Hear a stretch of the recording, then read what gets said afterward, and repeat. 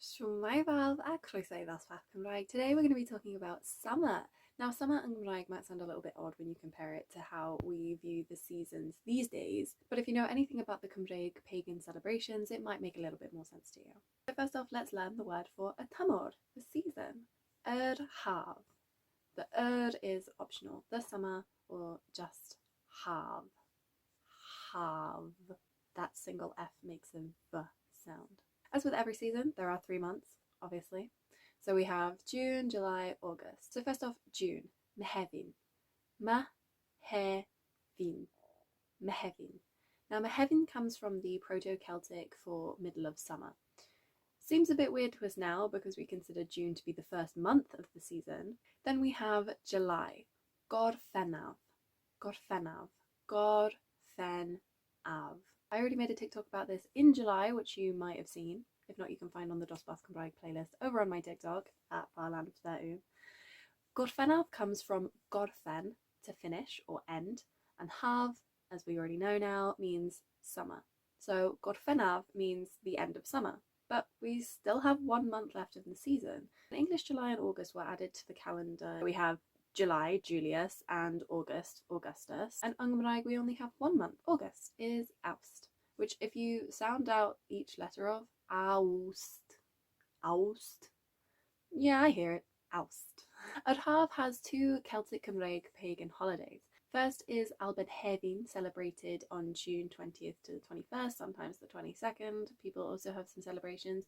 You may recognise Hefin from Mehefin and also as a name of one of the characters on the Cymraeg Duolingo course, just in case you've ever wondered what his name means. So Alban means quarter year or solstice, not to be confused with Alban, which is the Cymraeg name for Scotland. More to do with the fact that they call themselves Alapa and less to do with the fact that the solstice exists.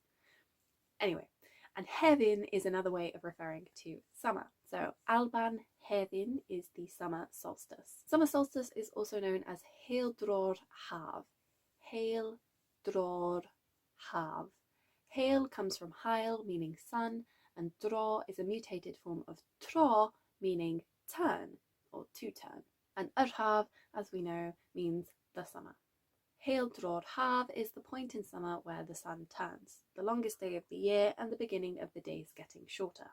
And just in case 2 wasn't enough, the final name for summer solstice is Hyrdydd Haf. Hyrdydd Haf.